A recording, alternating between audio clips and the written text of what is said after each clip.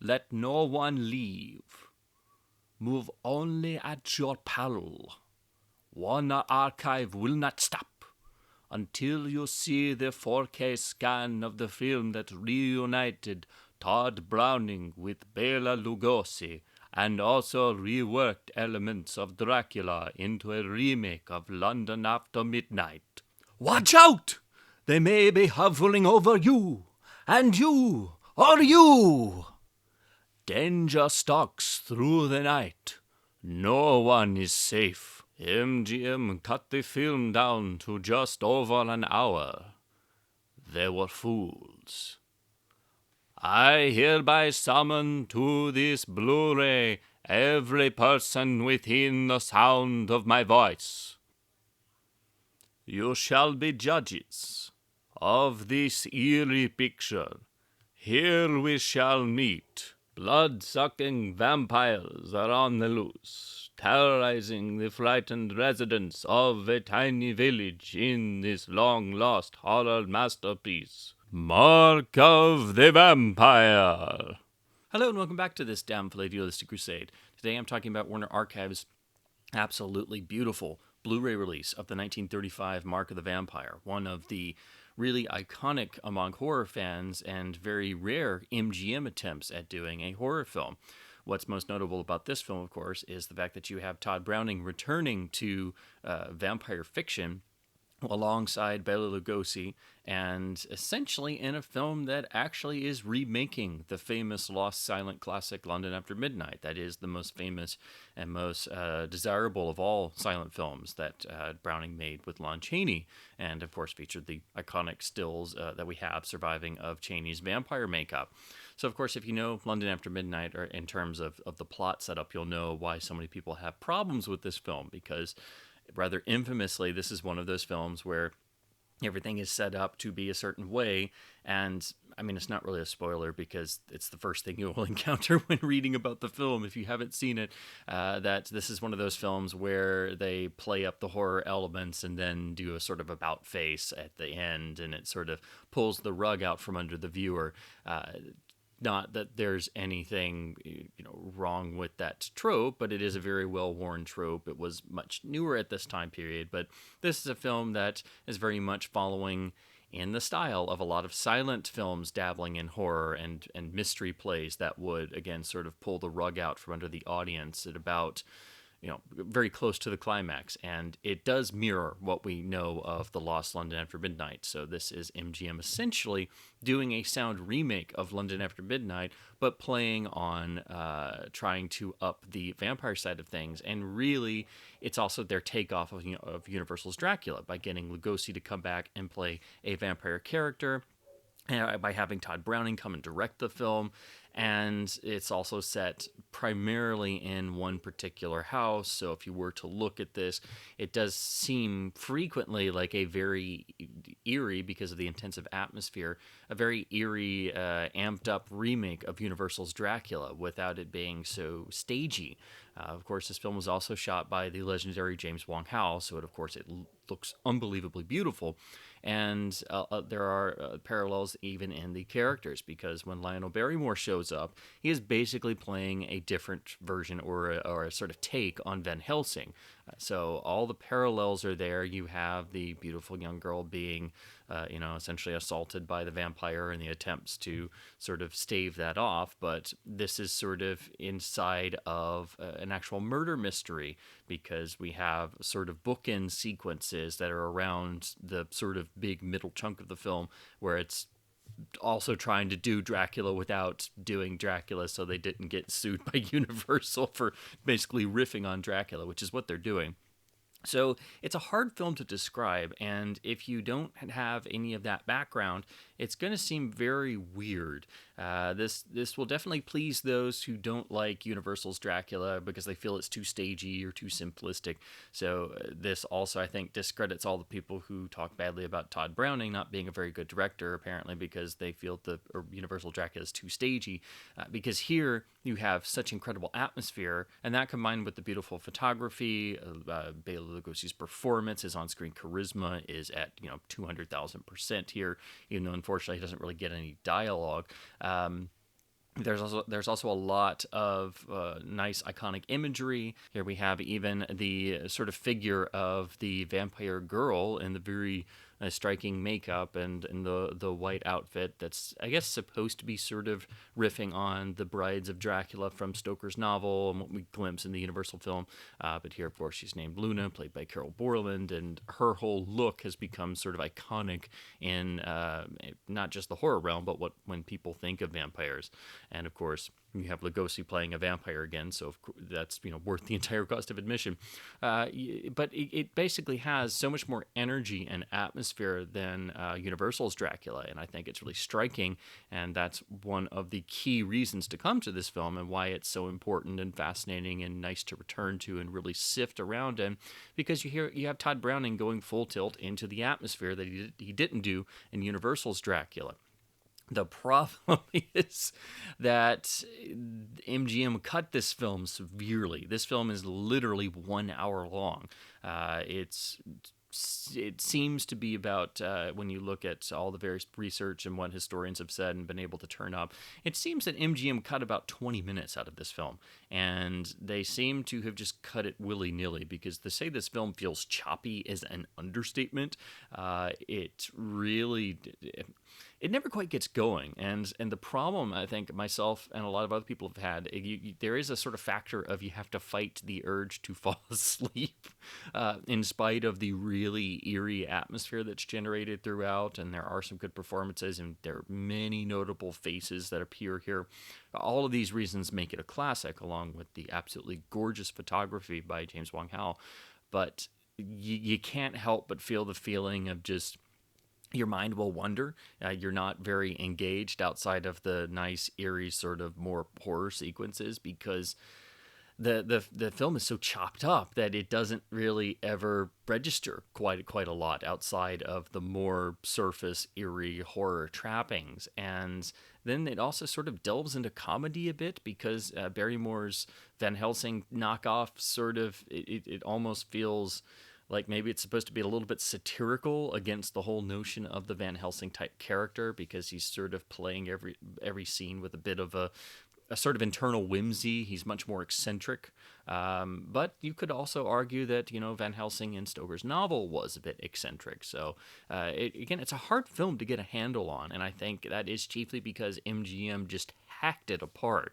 Again, I think that is why it really suffers, and you really do have to, especially if you watch this late at night, you probably might fall asleep, which is unfortunate, but I think that's because the story just feels so strange, and it opens one particular way with a death that suggests vampirism, and then all of a sudden it cuts to a couple years later, and things start getting weird again, and ultimately we have sort of bookends around this sort of horror film in name only, and in the trappings of someone being stalked by a vampire, and it feels very much based in the sort of Dracula style.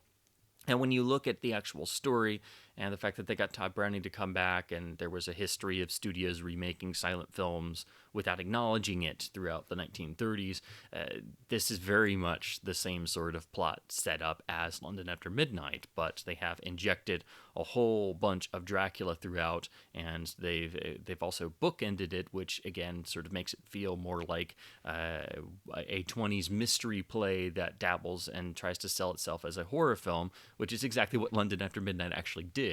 So this is one of those cases where we have a sort of sound remake of a lost silent film, and so you can sort of get the idea of maybe how London After Midnight would have felt. The other interesting thing is this wasn't the only time MGM did a sort of quasi-horror sound remake with Tod Browning, because the very next year they would have Tod Browning make, for 1936, The Devil Doll, which is, in some ways, it is sort of not quite remaking, but it is repeating classic elements and visuals from Browning and Chaney's The Unholy Three, because you have there Lionel Barrymore disguising himself as a kindly old lady, and there's even some jewels involved that have been stolen and things like that. So you can't help but shake the feeling that they injected a good dose of The Unholy Three even into that film. So it's another one of these sort of quasi sound remakes of a silent classic that they tried to sell as a horror film, but didn't acknowledge that it was actually remaking a chunk of that original film. But thankfully, that film didn't suffer from the really heavy editing that this film did. This film also had to deal with the production code coming out in 1935, because the code really started getting enforced the previous year in 1934. So I think that also necessitated a lot of censor problems. The extras do discuss this a little bit, so I'm sure probably some of the cutting had to deal with the production code office wanting certain things cut. Of course, the earlier films suffered this even in their original release, and especially to get the code seal on reissues, meaning they were missing sequences and minutes of footage for decades afterwards. But this film, they really hacked it down, because again, they about 15 to 20 minutes were removed. And when your film is already only 75 to 80 minutes and you remove that much, and it's, just pieces all over the place, it definitely hurts the overall experience. And I do think they apparently they cut down quite a bit more on the bits of humor and the other characters, but also at the same time you lose a lot of the sort of world of the story. And overall, the film just feels really, really choppy. And in some instances, that kind of helps with the sort of dreamlike eeriness. So I think certain sequences really work well and they stand out. But at the same time, you're not as invested in them because you're not invested in the characters, because you're kind of confused as to what's going on. And the first time you see this film, the best way to put it, it's a head scratcher. It's a real head scratcher, because the first time you see this, you're kind of just going to be really confused as to what's going on. But you will always remember the visuals and the eerie sort of more horror sequences, and they are more vivid than what you get in Dracula, especially when you just have Lugosi stalking through the house, and when he comes through the doors. Particularly, there's one little standout where the servants are relating in flashback for some reason. I think that was part of the that's an example of where the restructuring and re-editing kind of hurts the film, but where all of a sudden the servants are spooked by the vampire, and Lugosi's character vampire actually comes at them. It's much more dramatic than anything you get in Universal's Dracula.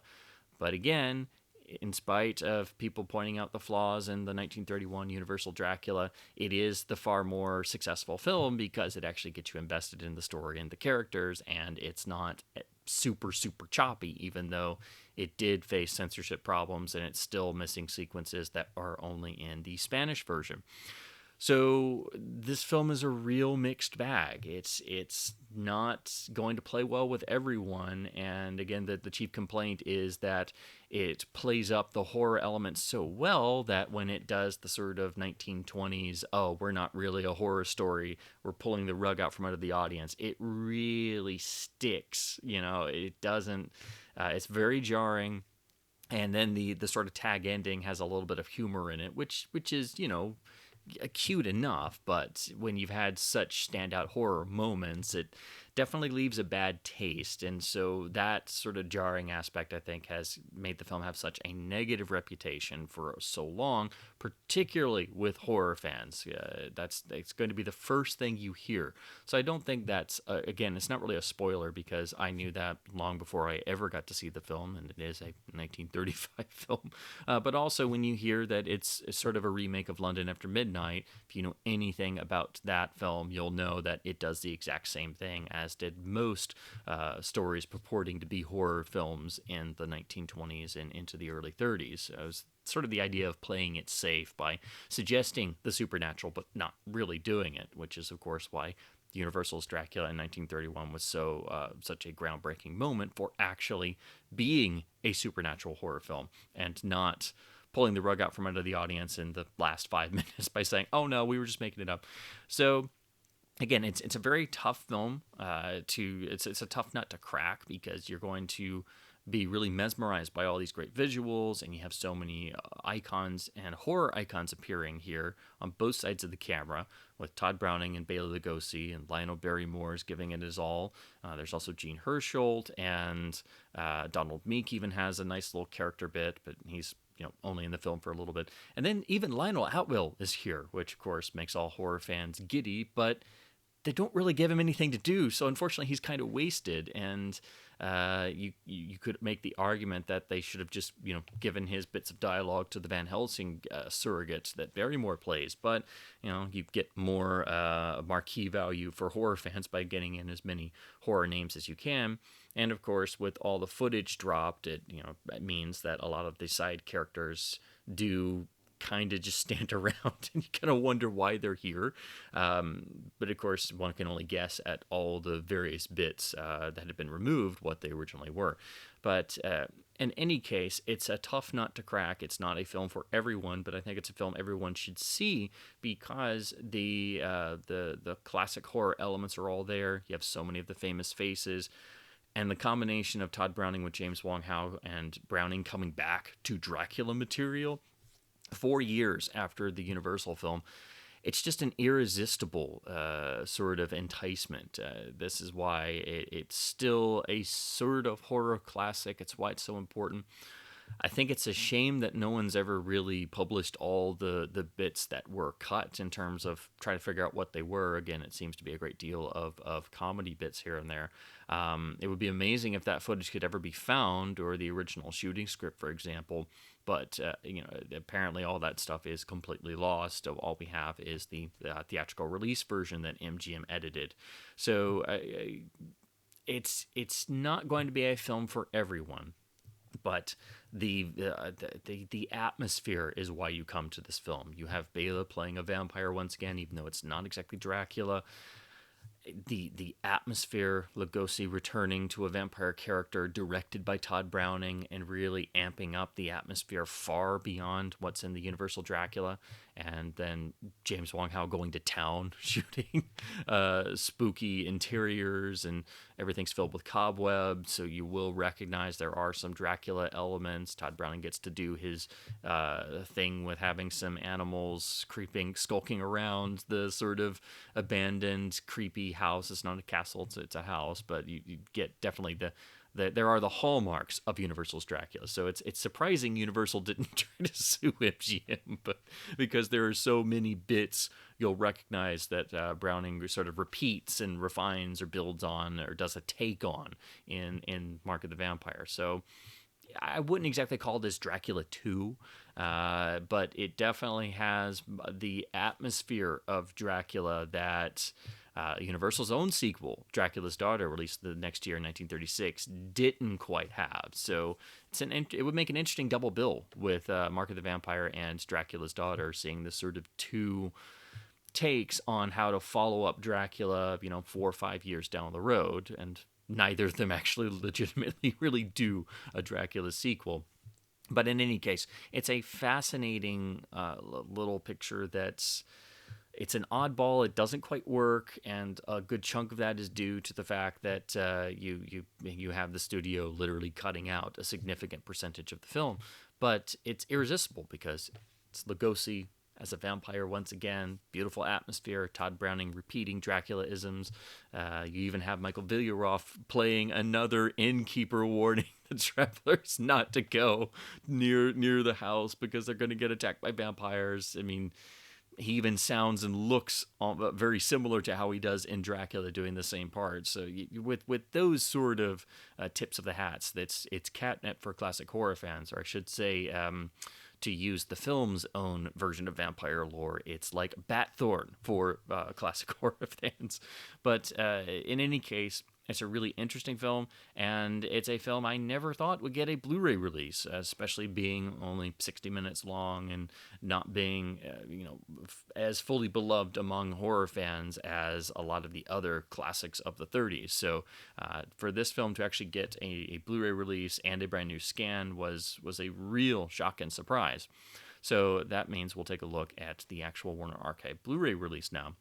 Now, in terms of picture, this is a brand new 4K scan from the original negative by Warner MPI, all done in-house.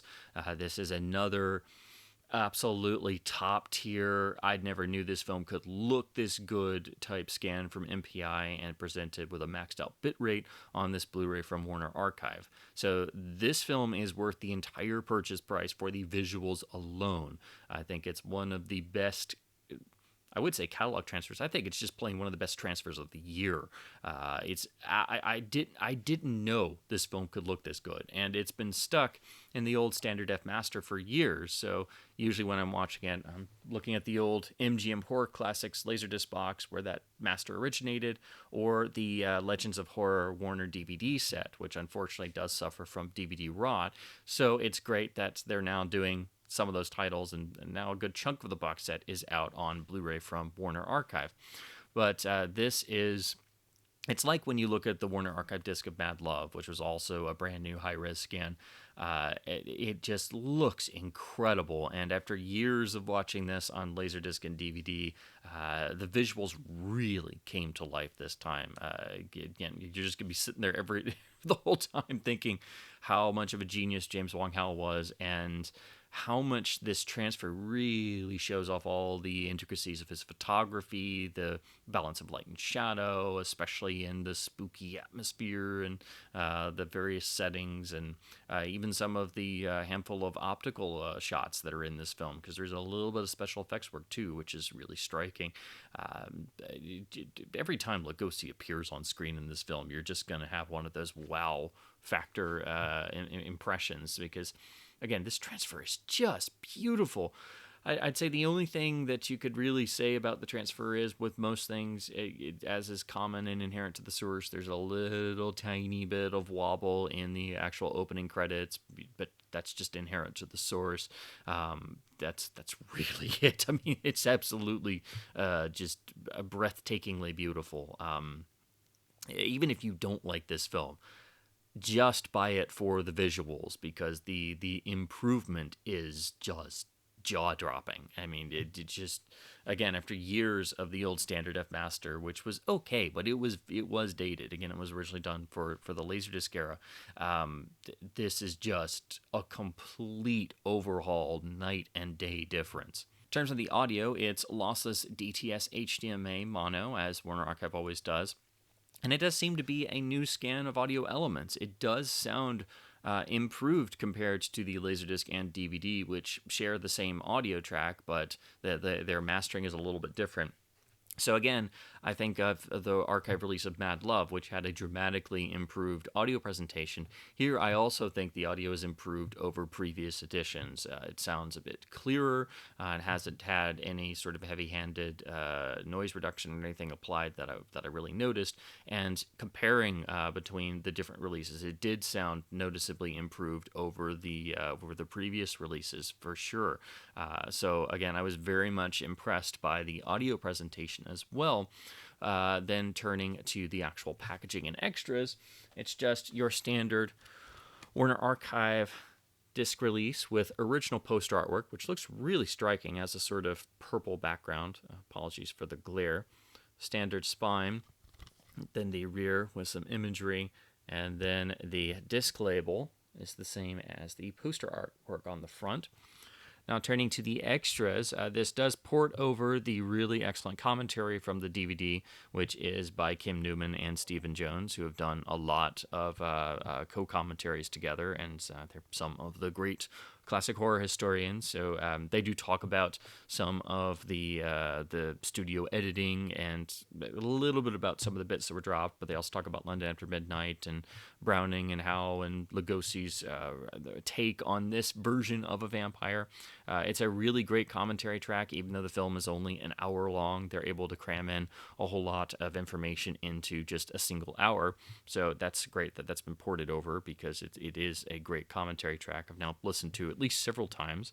And then we get the original trailer, which I did the silly takeoff on for the intro, which is wonderful because it's a custom trailer with shots from the film, but also the beautiful Lugosi speech about the film in character, but also sort of breaking the fourth wall a little bit. And it's just so wonderfully humorous and charming that I'm happy they included it. But it's also a new HD scan, so I love it when Warner Archive does new HD scans of original trailers, and it looks fantastic. And I'm so happy they did this because it's one of those really great custom trailers with custom footage made for it, and of course it's more footage of Lugosi kind of having fun, so you can't get enough of that. Then we turn to the other extras, where we get there's a short entitled "A Thrill for Thelma," along with a cartoon included called "The Calico Dragon."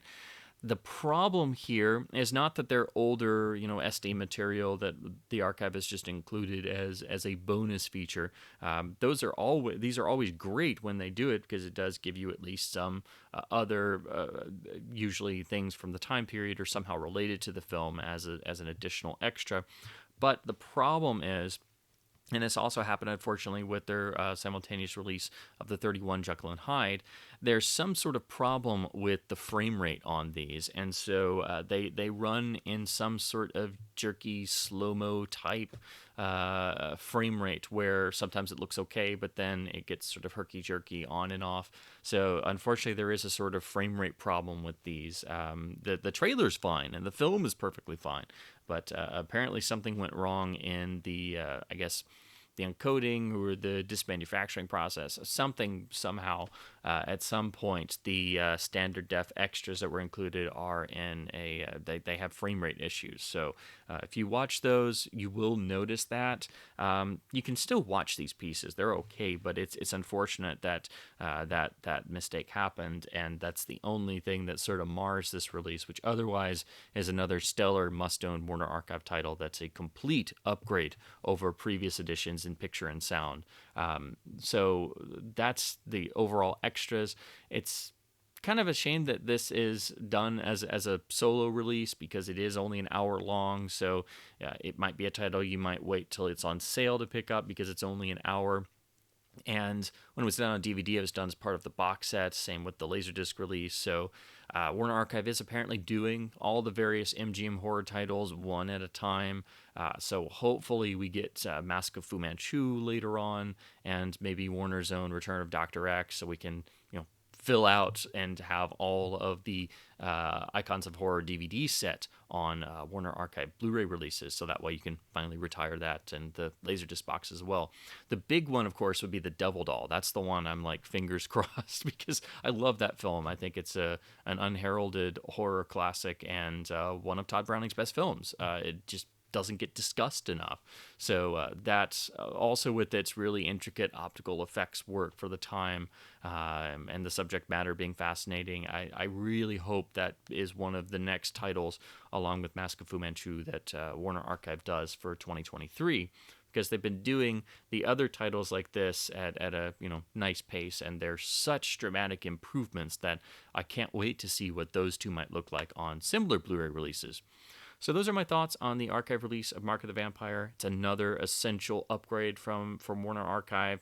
It is at their usual dirt cheap price point and frequently goes on sale. So you'll see this go on sale online for even as low as $10 or $13. I mean, for a 4K scan of James Wong Howe photography, directed by Tod Browning, with Lugosi, I mean, just it's worth far more than that, even though it's a bit of a oddball film and it's only an hour long, and they really chopped it up by chopping out 15 to 20 minutes, and it doesn't quite make sense, and it's not it's not most people's favorite, let's put it that way. But for the price this goes for, I mean, even at $20 list price, this is an incredible disc. Easily a black and white demo title, one of the best discs of the entire year, another must-own complete upgrade from the archive. They do such stellar work that I hate it when I have to mention flaws and things. So it's unfortunate the standard def extras do have frame rate issues, but outside of that, it's a must-own disc and one of the best releases of 2022, especially at the dirt cheap price it goes for, and it retains the fantastic DVD commentary. So those are my thoughts on Warner Archive's release of the 1935 Mark of the Vampire. If you've picked up this disc or you're interested in it and have any thoughts or comments, please leave them down below. I always love hearing other people's thoughts on new disc releases. And as always, keep supporting studio labels and boutique labels by buying films on disc to help keep physical media alive. And thanks ever so much for watching.